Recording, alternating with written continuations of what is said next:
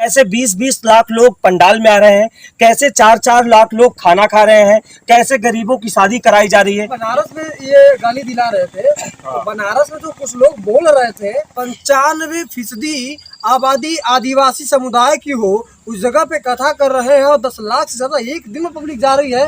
ये कोई छोटा तकरीबन बागेश्वर धाम सरकार को ये शायद आपसे ज्यादा ही मानते हैं। प्रशांत बौद्ध हो, चंद्रशेखर रावण हो, जितने लोग हिंदुओं को बांटने का काम कर रहे हैं, मैं उन्हें चुनौती दे रहा हूँ। प्रशांत बौद्ध का डीएनए खराब होगा, उसे पहले अपना डीएनए चेक करवाए कि वो अपने बाप का असली पुत्र है कि नहीं है, नाजायज है। इसलिए क्योंकि बनारस में बागेश्वर धाम सरकार को गाली दिलाने वाले पत्रकार विपिन मिश्रा एक बार फिर से मेरे साथ मौजूद हैं। इस वक्त हम दोनों बागेश्वर धाम में ही मौजूद हैं। मैं इनसे जानना चाहता हूं कि बागेश्वर धाम सरकार में इस वक्त ये कौन सी कमी ढूंढने आए हैं। तो भैया, बनारस में जो आपको ढूंढना था आपने ढूंढा। इस वक्त आप मेरे साथ आप घूम भी रहे हैं। मैं आपको यही दिखाने लाया था कि चलिए और देखिए क्या प्रभाव है, कैसे लोग आ रहे हैं, कैसे 20-20 लाख लोग पंडाल में आ रहे हैं, कैसे 4-4 लाख लोग खाना खा रहे हैं, कैसे गरीबों की शादी कराई जा रही है। देखा आपने या नहीं विपिन जी? आपसे पहले मैं आ चुका था, 20 दिन पहले मैं आया था और बालाजी के दर्शन किया था और सभी जगह घूमा था।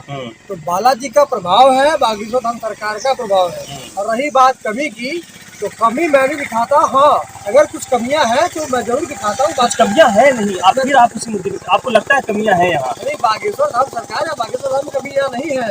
आपने अब शुरुआत करा कि बनारस में ये गाली दिला रहे थे। तो बनारस में जो कुछ लोग बोल रहे थे, वो लोग बोल रहे थे ना, मेरा काम तो रिकॉर्ड करना था।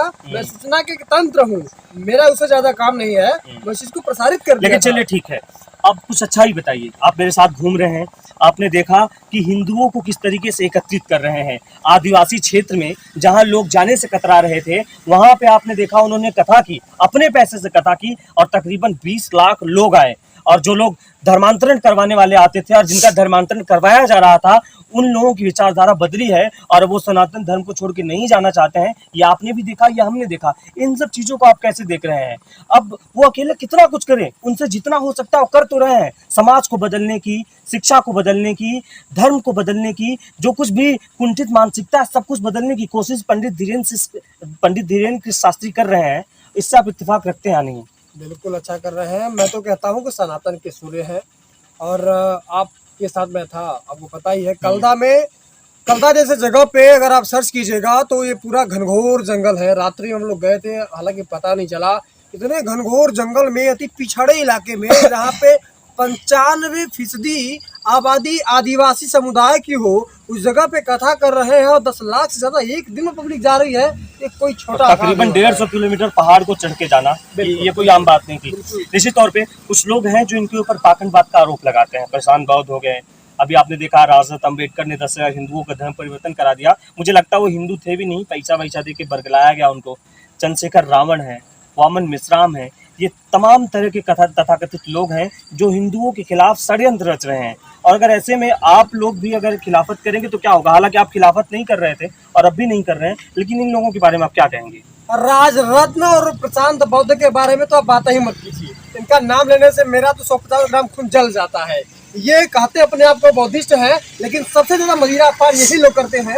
अभी मैं आज उनका बयान सुन रहा था, राजरत्न जो आप कह रहे हैं, डॉक्टर राजरत्न अम्बेडकर, इनके अगुवाई में 10,000 हिंदू बौद्ध धर्म अपना लिए। यही आज जो है हिंदी भाषा का विरोध कर रहा है। हिंदुस्तान में रह के जो हमारी भाषा मातृभाषा है हिंदी, उसका विरोध कर रहा है। अगर कोई सरकार या कोई राष्ट्र अपने भाषा को बढ़ावा दे रहा है, प्रगति की ओर ले जा रहा है, तो कौन सी कमी है भैया? कौन सी बुराई कर रहा है? अगर डॉक्टर साहब अगर हिंदी में पढ़ाई करेंगे, हिंदी में अगर दवाइयाँ लिखेंगे, हिंदी मेडिकल स्टोर में दवाइयाँ मिलेंगी, तो कौन सी कमी है भैया? अगर डॉक्टर ही नहीं, अगर हिंदी में पढ़ के इंजीनियर बना जाएगा, हिंदी में पढ़कर वकील बना जाएगा, हिंदी पढ़ के डॉक्टर, सभी जो बड़े बड़े प्रोफेशन होते हैं, उसमें जाएगा। कौन सी गलती है? मैं इत्तेफाक रखता हूँ आपके इस बयान से।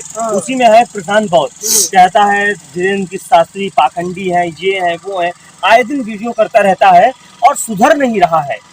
कैसे सुधारा जा सकता है ऐसे लोगों को? प्रशांत बौद्ध का डीएनए खराब होगा, उसे पहले अपना डीएनए चेक करवाए कि वो अपने बाप का असली पुत्र है कि नहीं है, नाजायज है। इसलिए क्योंकि हमारे देश की जो आत्मा है वो सनातन है, हिंदुत्व है।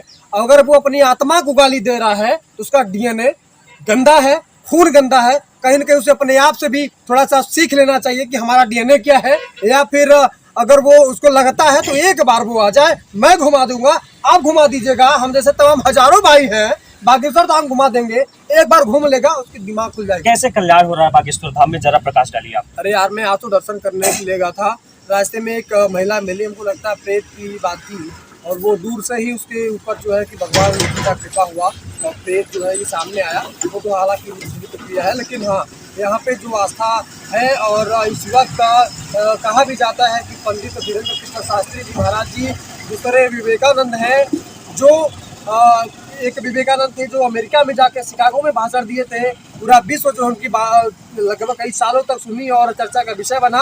आज फिर से कहीं न कहीं दूसरे विवेकानंद हैं जो मॉरिशस और इंग्लैंड में जा करके, ब्रिटेन में जा करके जो हमारे ऊपर हुकूमत किया, वहाँ पे जा करके धर्म ध्वजा फहरा रहे हैं।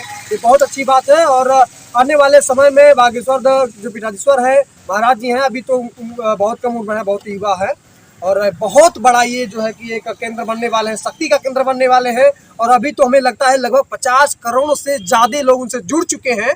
आने वाले समय में जितने भी सनातनी हैं सब जुड़ेंगे, एक साथ मिलकर भारत को हिंदू राष्ट्र बना देंगे। मेरा नाम आकाश सिंह है। मैं आपसे पहले ही कह चुका हूँ, राजा अम्बेडकर हो, प्रशांत बौद्ध हो, चंद्रशेखर रावण हो, जितने लोग हिंदुओं को बांटने का काम कर रहे हैं, मैं उन्हें चुनौती दे रहा हूं और उन्हें आगाह भी कह रहा हूं, उन्हें आगाह कर रहा हूं कि समय रहते चेत जाइए, वरना ऐसी दुर्दशा होगी हिंदुस्तान में आप जैसे विधर्मियों का कि आपने सोचा नहीं होगा। बने रहिए और देखते रहिए lankadehan.com।